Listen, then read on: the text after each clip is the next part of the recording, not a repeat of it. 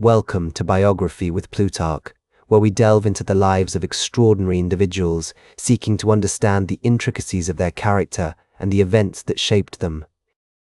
Born on August 13, 1899, in Leytonstone, London, England, Alfred Joseph Hitchcock was destined to leave an indelible mark on the world of cinema. As we explore the early life of Alfred Hitchcock, we find ourselves in the midst of a vibrant and rapidly changing world. The late 19th and early 20th centuries were a time of great upheaval, with the Industrial Revolution transforming the urban landscape and the arts undergoing a profound shift.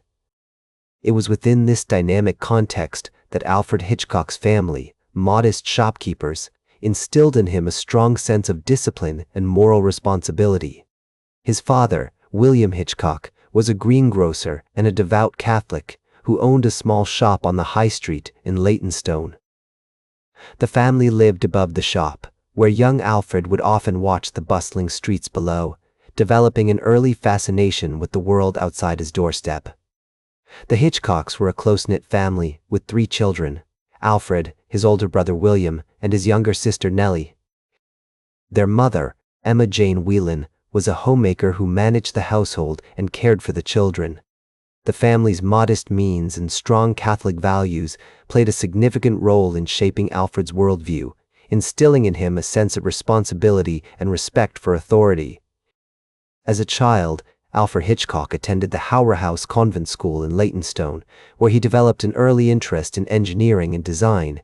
He was a curious and imaginative boy, often spending hours building models and creating intricate drawings.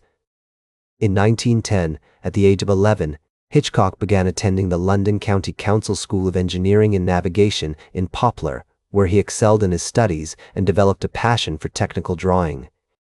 The historical context of Hitchcock's early years was marked by significant events that would shape his perspective on the world. The outbreak of World War I in 1914 had a profound impact on British society, and the Hitchcocks were not immune to its effects.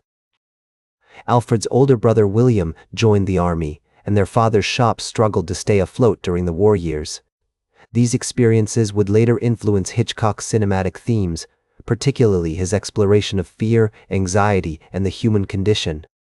In 1915, at the age of 16, Alfred Hitchcock began working as a draftsman for the Henley Telegraph and Cable Company, where he honed his technical skills and developed an appreciation for the precision and attention to detail required in engineering. However, it was not long before he became disillusioned with the mundane routine of office work and began to pursue his true passion: filmmaking. It was during this period that Hitchcock met his future wife, Alma Reville, a talented editor and screenwriter who would become his lifelong collaborator and closest confidant. The two met while working at the London branch of the famous Players, Lasky Company, where Hitchcock had landed a job as a title card designer. Their partnership, both personal and professional, would prove to be a defining factor in Hitchcock's future success.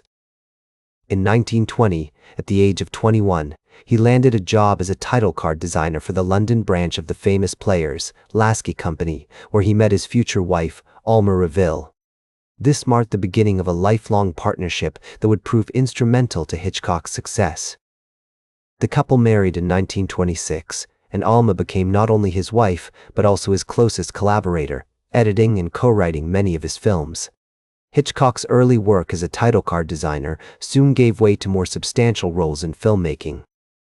In 1922, he began working as an assistant director and editor for the London-based film production company Gainsborough Pictures.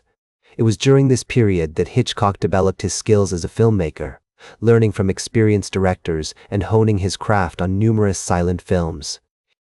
One of Hitchcock's earliest successes came with the 1927 film The Lodger, a story of the London fog, a suspenseful thriller that showcased his emerging talent for crafting tense, atmospheric scenes.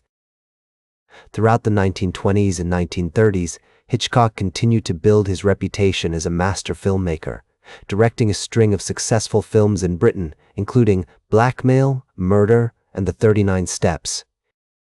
These films not only demonstrated Hitchcock's technical skill, but also his ability to weave complex, engaging narratives that kept audiences on the edge of their seats.